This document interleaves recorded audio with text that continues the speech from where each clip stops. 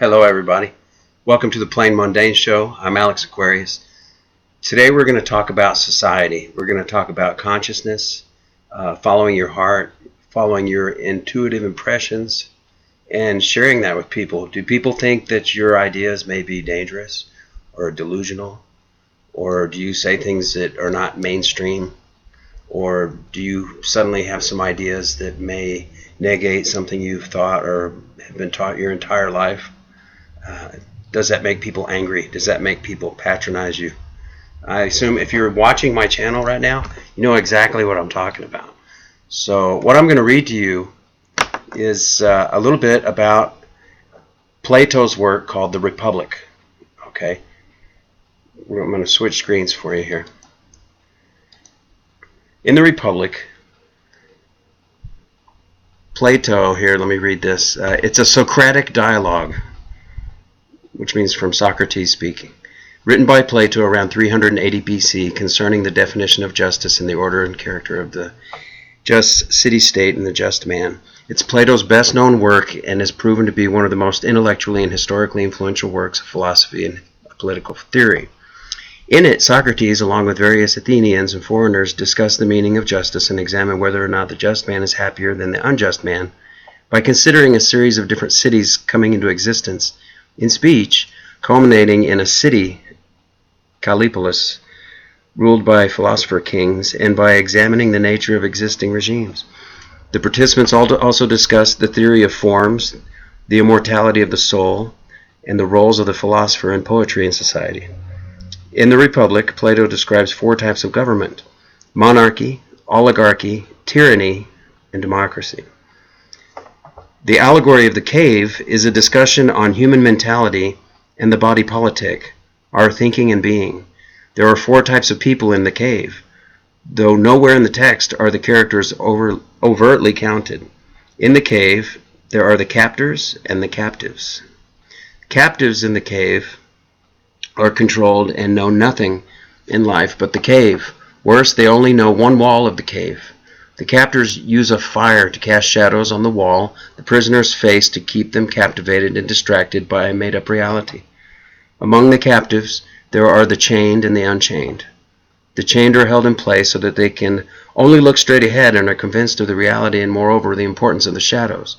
The unchained are transfixed with the images and convinced of the reality and, moreover, the importance of the shadows, to the point they don't need chains. They are held by shadows, like elephants onto a string. Both the chained and unchained captives have no interest in their actual existence as captives in a cave. They are not conscious. They are not aware of self or their surroundings or the captors. They are only aware of and concerned with the shadows. The captors hold the captives with shadows. As distractions, there are the chained captives, the unchained captives, and the captors who hold them. The fourth character in the allegory is the fourth distinct part of the set, is the freed prisoner. The freed prisoner, after being in the cave his whole life, finds himself above ground and is at first pained by sunlight and then begins to see.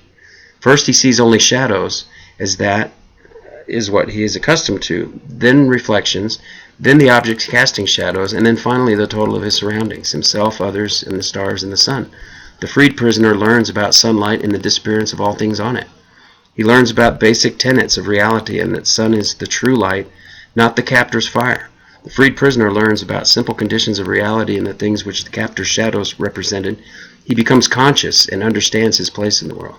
He realizes he was deceived his whole life and that everyone he had ever known from the cave is in prison and deceived as well, and he has to return. After deliberation, the freed prisoner returns and attempts to inform the captives of their predicament, and by that free them. The chained and unchained captives scorn the freed prisoner for not being able to see in the dark cave, his eyes having adjusted to daylight. Eventually, they want to eliminate the freed prisoner for revealing their predicament to them, for upsetting the status quo, even though they are held captive by it. The controlling captors, of course, seek to eliminate him or anyone who questions and exposes the cave system for what it is.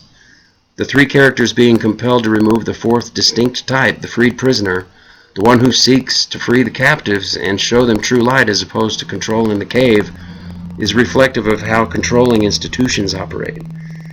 The political and actual representations are easy enough to quantify, and the power of the freed prisoner or righteous rebel is recognizable throughout the world. One of the most important layers to the allegory of the cave is that of the personal layer of the cave within.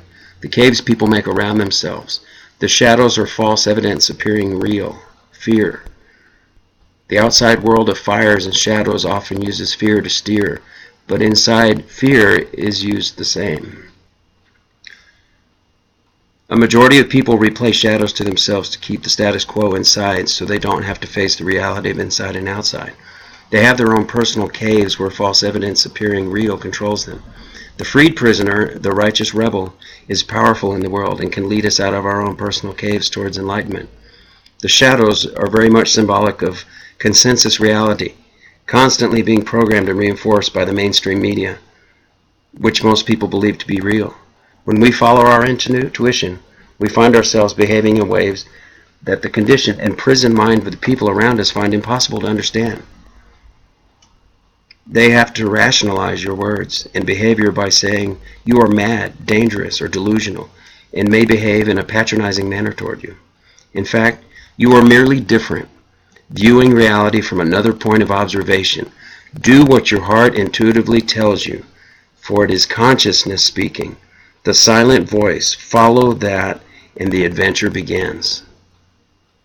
Alright, folks, I'm going to tell you, this is a very good article. I'm going to include where I got it from in the links below.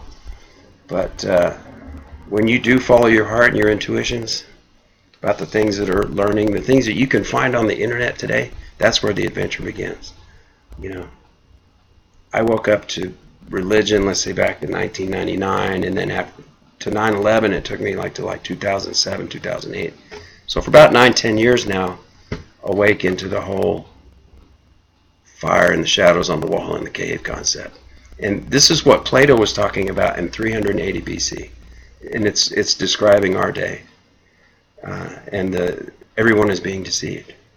So think about how it applies to you, where you're at in your research and your truth investigations, and are you following your consciousness? I think if you're watching me right now and you made it to the end of this video, you are. So good job, and you are definitely in the adventure, which we also call the rabbit hole, deep in there. All right? Have a blessed day. Please hit like and subscribe, and come back and see us again on the Plain Mundane Show. Over and out. I'm Alex.